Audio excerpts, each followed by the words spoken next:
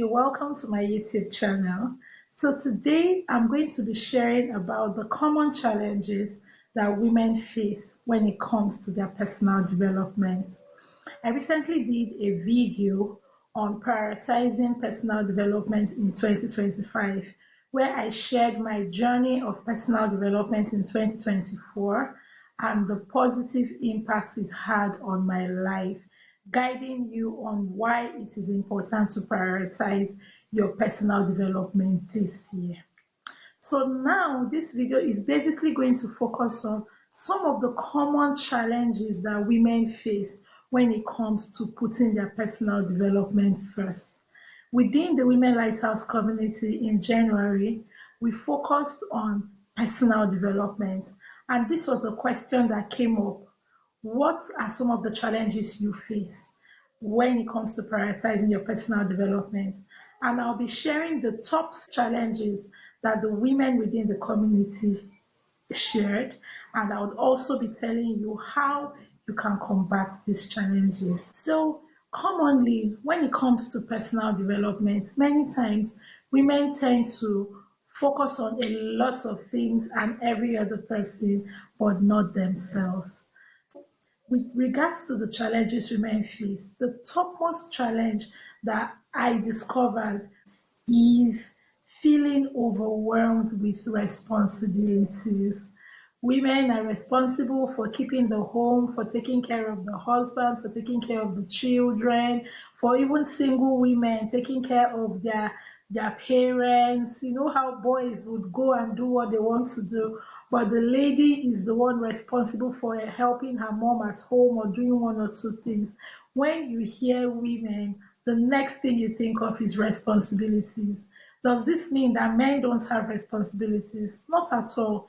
They do. But if you really look at it, women take on a lot of responsibilities, even up to the point of having to earn a living to also support in the home.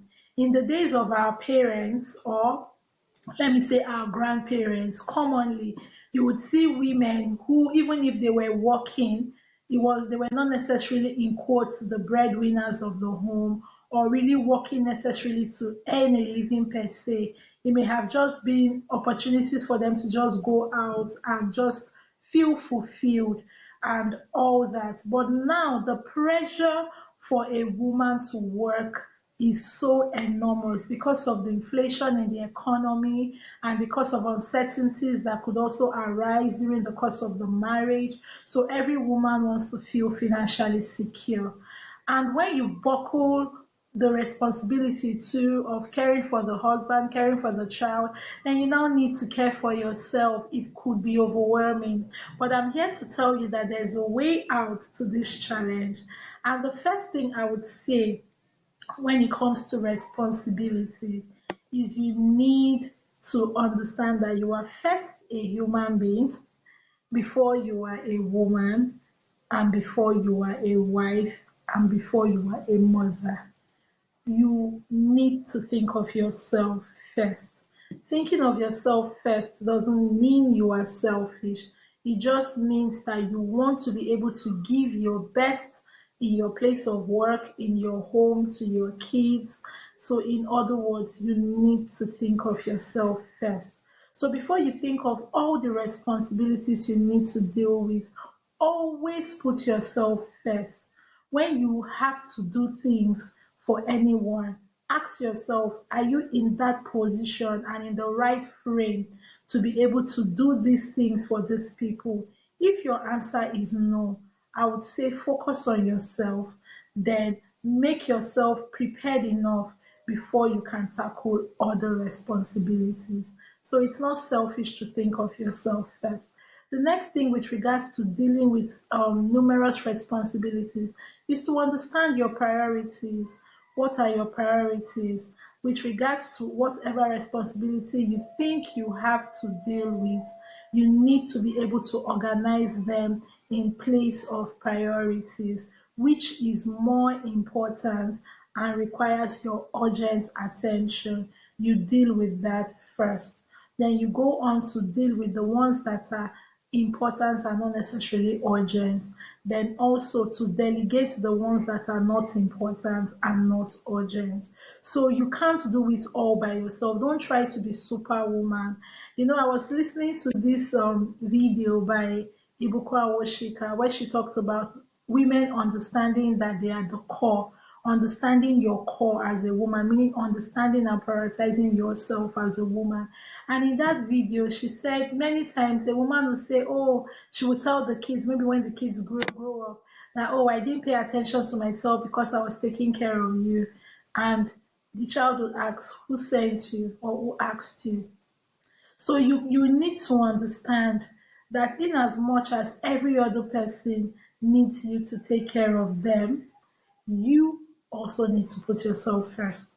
Also, think of the next 5 years or the next 10 years. What kind of life would you want to be living or have accomplished in the next 5 to 10 years? When you think about that, it helps you know that for you to make that a reality, there are certain things you need to do. So these are the reasons you will give yourself when it comes to prioritizing your personal development. So it's important to think of yourself. Then also, another common challenge that women face is lack of motivation and consistency. Many times you start off so many things and you discover that along the way the motivation you had at the beginning is no longer there. I know I've felt that way so many times when I had to do my postgraduate program. At the initial point, I felt this pressure. Oh, every other person has an extra degree I do not have. So I was like, okay, it's high time I pay attention to my career with regards to getting an additional degree. So when I began pursuing my postgraduate program, like the motivation was there. But along the way, I just wasn't just feeling it. It was hectic. It was tiring to some extent. It was like getting boring. It wasn't as exciting as it was at the beginning. I just felt like giving up. But for every time I felt like giving up, I remembered something that Pastor Kingsley Okonkwo said about starting and not finishing. That many times we tend to start things and not finish it. So we should be determined that whatever thing we start, we must see it through to the end. So I told myself, I've started this program, whether I feel like it or not, I have to complete it. So when it comes to lack of motivation and consistency, what I would tell you is first, you need to begin small.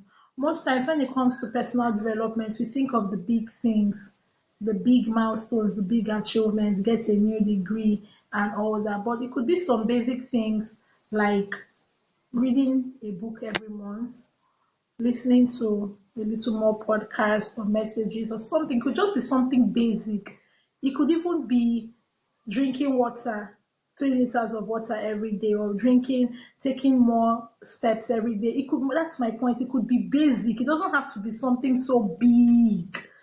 So when it comes to lack of motivation, if you are, how will I put it? Okay, so for instance, now, if you have a task that will take you 5 minutes to complete, and you have a task that will take you 1 hour to complete, in your scale of preference, which one will you start with first?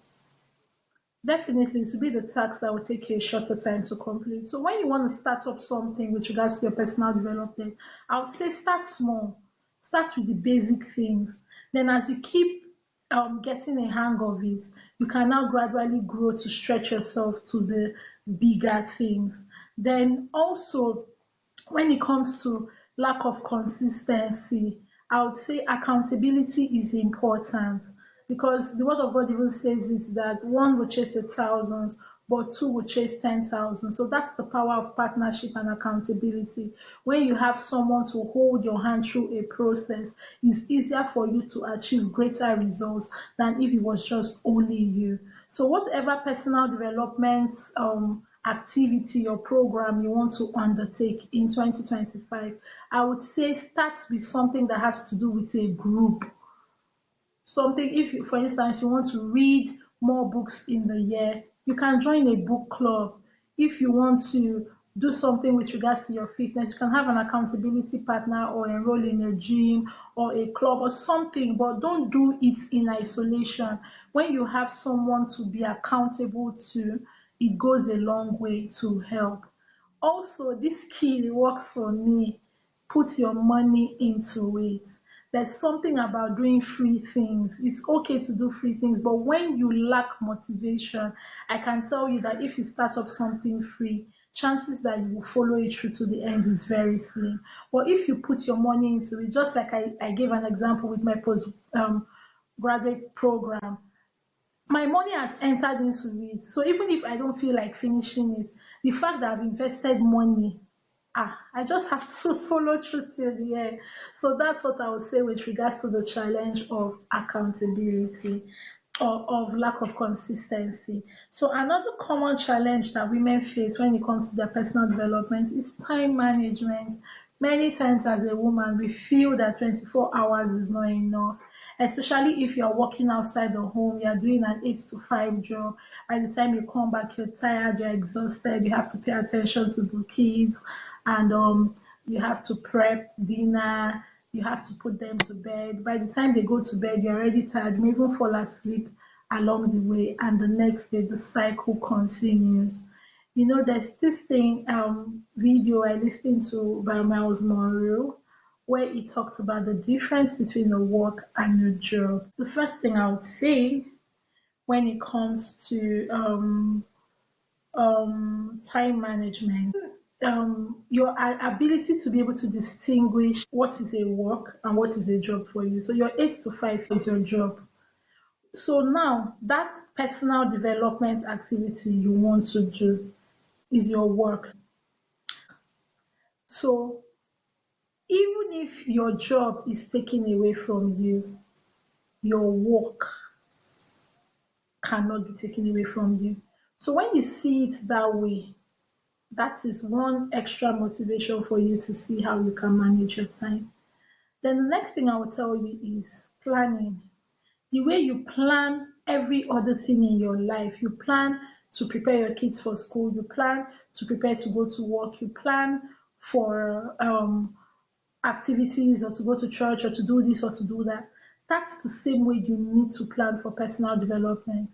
If you don't plan for personal development, it will never happen because you feel the personal development is just something by the side, okay, and when I have time, I will do it. No. But if you infuse it into your plan, every opportunity you have, every spare time you have, feed into that personal development activity. If you want to enroll in a program, you need to plan. When can I make out time to be available? Identify the time outside when you have to go to work, when you have to take care of your kids or take care of any other thing. Assign a time also for that personal development activity. There's something about planning. You assign a time to it, you schedule it. That's the word. You schedule it. When you schedule it, you have something to look forward to, you have something to go back to. So it's important that when it comes to time management, planning is important, schedule is important. See that personal activity as your work, as something that will bring a sense of purpose for you, not just a job. And it's not something you have to be paid to do, something that you would enjoy doing because you know it is productive for you. So, with regards to time management, it's important to schedule. I've earlier mentioned about knowing how to um, differentiate between the things that are urgent and important and plan based on that. Also, another thing is you need to know how to say no, how and when to say no. And you shouldn't feel bad about saying no. There are some activities that you would have to say no to in order to pay attention to your personal development activity. Also, many times we feel we do not have time, but we lazy around either in front of the TV because we are exhausted or in front of our phones scrolling to buy time. It requires a lot of discipline. So it's important for you to minimize the spare times that you use on things that will not add value to you. And another challenge that women face when it comes to prioritizing their personal development is uncertainty about what to focus on. So many times, okay, for instance, let me use myself as an example. Now, with regards to before I started Women Lighthouse, I wasn't really sure of what I wanted to do. I knew that I wanted more from life other than my 8 to 5, but I didn't know what to do. The question is, how did I know what to do? I was uncertain about what I wanted to do, and I learned something from Joyce Meyer. Joyce Meyer would say, try everything possible. That's the law of elimination. When you do not know what to do, sometimes you need to be able to try as many things as possible so that you can cancel out on the things that would not necessarily work. So in Joyce Meyer's case, for instance, God had told her to leave her job, but she didn't know what to do. She tried going to serving in the daycare, I think in her church. She tried several other things. It just wasn't her strength. It wasn't working. So not that it was working, but she was discouraged. It wasn't working. She discovered it wasn't just her strength. So with regards to that, she was eliminating it. Then one day she now tried to go teach, I think in maybe a Sunday school or something. And she discovered that it was so seamless for her to teach. That was how she identified that teaching was her strength. So when you are uncertain about what to focus on, you need to first ask yourself, what exactly at this season of my life do I want to pay attention to? Look at the different aspects of your life. If you listen to the video I talked about prioritizing personal development, I divided ourselves into three: the spirit, the soul, the body, and our skill. So look at those areas and ask yourself, what do I want to develop on in 2025? What about myself do I want to develop? Do I want to improve my appearance? If that is it, I want to improve my appearance. What about my appearance do I need to improve? Or is it my makeup? Is it the way I dress? Is it my hair? You have to sit and ask yourself questions, and you keep asking yourself. They call it root cause analysis. You want to know why. Okay, what do I want to improve? Why do I need to improve on this? And you keep asking until you get and narrow down your final answer. So in my own case, for instance, I knew that I wanted to do something other than my 8 to 5. And the question was what? The thought of it, starting a YouTube channel came, but I was like, what will I be talking about? I really don't know. I don't have the things to use to start a YouTube channel. I don't have a good phone. I don't have anything. I don't even know what to do. I made inquiries about the things, gadgets I needed to get, but I just kept it there. Then also another thing I did that helped me was I prayed about it. I prayed about it, I asked God for clarity. Then I attended a conference where the pastor also prayed for clarity of vision. And one day the Holy Spirit just spoke to me and was like, why don't you start up a podcast? And I'm like, podcast from where? I don't know how to do a podcast. And to cut the long story short, I had to do my research. So when you are uncertain about what to focus on, first try your hands on a lot of things that you have an interest in so that you know what works. Let me use my fitness for instance. I've been trying for some time since I gave birth to my last child, which is 2 years plus now, it should be 3 this year, and I've been trying to lose weight. I've tried intermittent fasting. I couldn't, I wasn't consistent with it. I tried exercising like aerobics at home. Lack of motivation. I couldn't follow through for a long time. I tried to portion my feeds. I just couldn't just follow through with a lot of things. And I said, okay, I would enroll in a gym. I kept procrastinating. Then I took my son for swimming class and I was like, oh, how can my son be swimming and I don't know how to swim? I've been wanting to learn how to swim in a long while.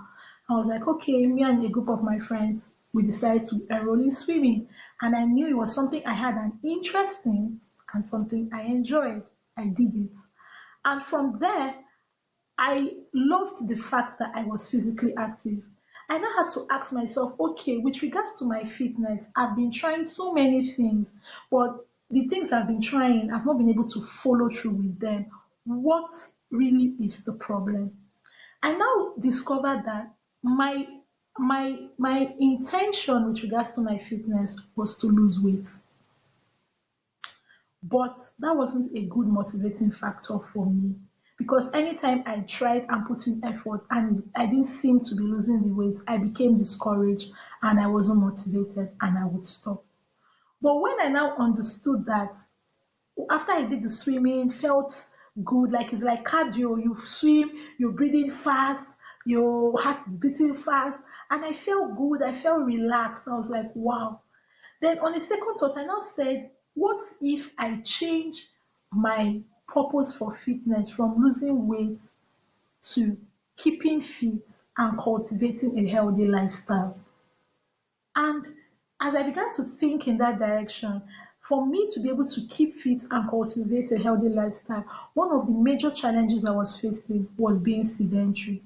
So I knew that I needed to be less sedentary and more physically active. So in as much as I've learned swimming, what else can I do? And I was like, something, I said I was going to enroll in the gym. But I now said, since I'm going to be starting afresh with regards to fitness, why don't I ease in slowly? Instead of going to enroll in the gym and at the end I get tired, you come back from work, you're tired, you're exhausted, nobody to motivate me. Why don't I start with something as basic as walking, infusing it in my daily activities and tracking my step count?